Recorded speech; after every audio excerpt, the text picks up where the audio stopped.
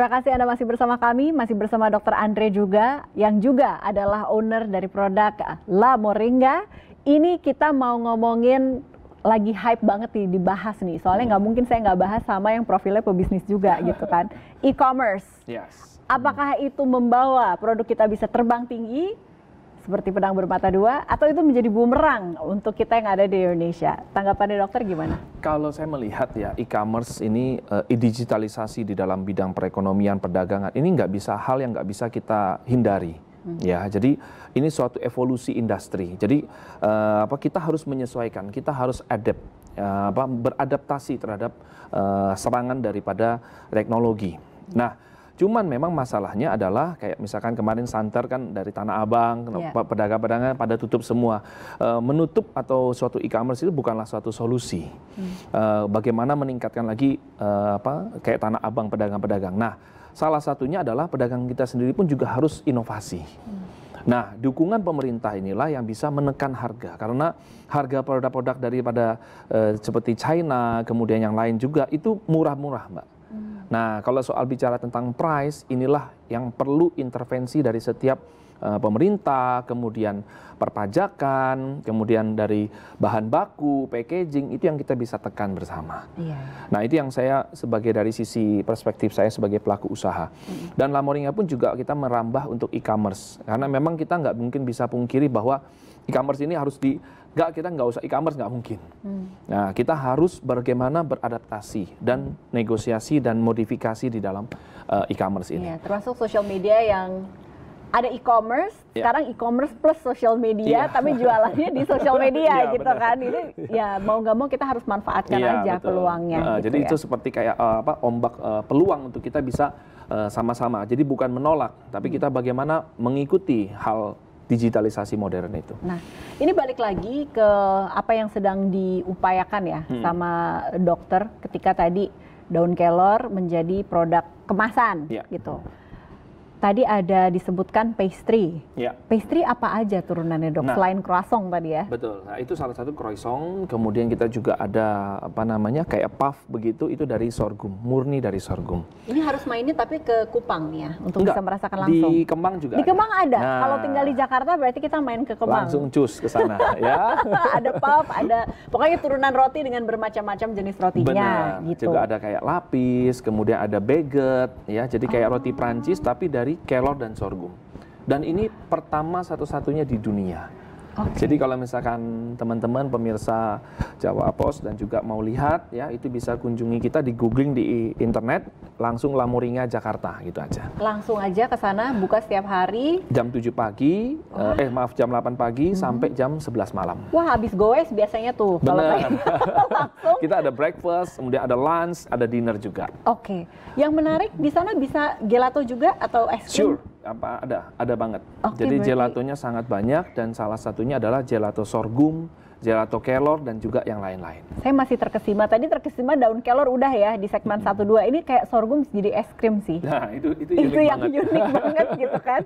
Terus apalagi nih mimpi-mimpi, kan seperti dokter bilang kita tuh kalau udah di satu level jangan stop di situ aja. Pasti ada mimpi lagi, mimpi ultimate dream atau mimpi paling tingginya pengennya apa sih dok? Simpel sih buat saya, bagaimana NTT bisa semakin sejahtera ya.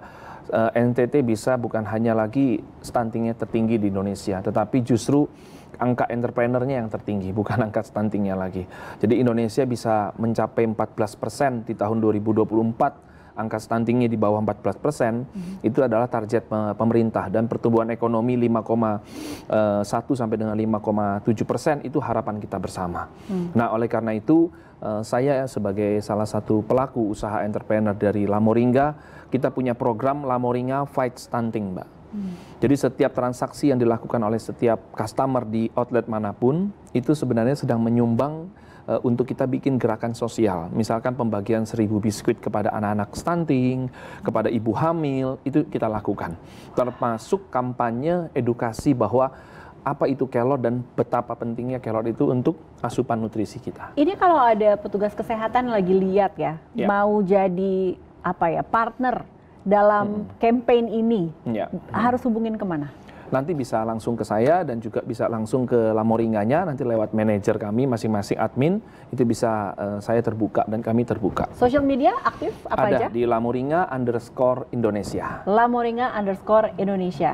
Ini satu lagi, biasanya harus, kalau kita ada perjuangan, memang harus bikin profit, biar terus bergulir mesinnya gitu.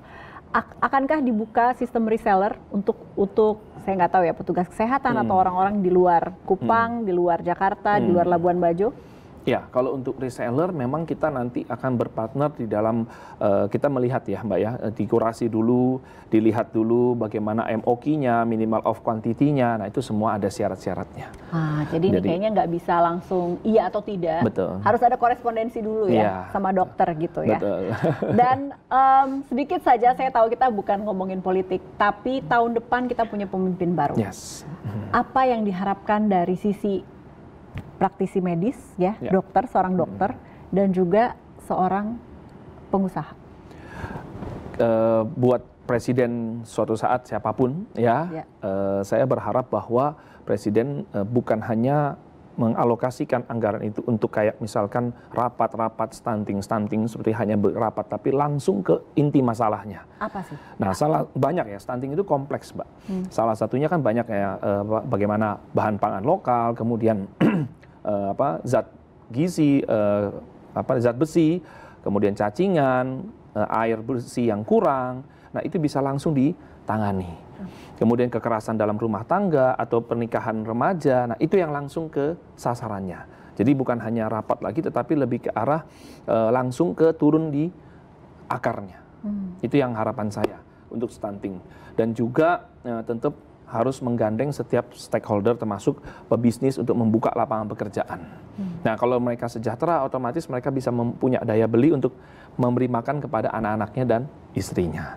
Itu salah satunya. Karena stunting selalu bergandengan tangan dengan kemiskinan. Oke. Dok, kalau tadi pesan-pesan untuk pemerintah, untuk kami mungkin pasangan yang baru menikah, ya ingin generasi berikutnya lebih baik, lebih sehat gitu. Ada pesan kepada yang sedang program ingin punya keturunan? Ya, salah satunya adalah rencanakan. Ya, jadi perencanaan yang baik dalam suatu pernikahan ataupun kehamilan itu harus direncanakan. Jadi ketika wanita itu dan juga suami dan istri merencanakan kehamilannya, maka asupan nutrisi juga perlu, ya kan? Ekonominya baik nih, sudah ada dana untuk memberikan anaknya. Jadi jangan hanya pernikahan itu identik langsung aja gitu, nggak berencana. Nah, harus ada perencanaan. Makanya salah satunya yang dilakukan BKKBN dan juga teman-teman pemerintah lain itu saya apresiasi. Jadi tetap ya permasalahannya kalau bisa direncanakan, ya sambil lalu aja gitu, bisa kok nanti bisa. Gitu. Pernikahan remaja juga, ya kan? Oh ya, ini sedikit statistik, kalau di NTT pernikahan remaja masih marak? Tinggi, Mbak. Tinggi. Di usia berapa? Ya, biasanya mereka rata-rata 14 tahun, ya sampai dengan 18 tahun itu mereka sudah hamil. Nah, itu yang makanya tugas kita pemerintah dan juga pelaku usaha, tenaga medis, saya sebagai salah satu anggota POGI pun juga atau Perkumpulan Obstetrik Ginekologi Indonesia di NTT mendorong untuk bagaimana kita bisa screening, edukasi, kemudian intervensi di setiap lini-lininya. Memang permasalahan bangsa itu begitu kompleks, tapi sebaiknya apapun yang kita upayakan kita jadi bagian solusi, bukan semangat yang mengeluhkan saja. Dokter, terima kasih sudah jadi inspirasi hari ini main ke studio kami. Dan juga semua. Sukses terus dengan perjuangannya, sukses perjalanannya ke Bulgaria. Nanti saya main gantian ke outletnya dokter bersama. Tadi ada ibu dokter tapi tidak terlihat di studio ini. Terima kasih. Terima kasih, Mbak Semangat terus. Terima kasih juga pemirsa sudah bersama kami. Mudah-mudahan apa yang kita bicarakan hari ini bisa menjadi sumber inspirasi untuk Anda. Sampai jumpa.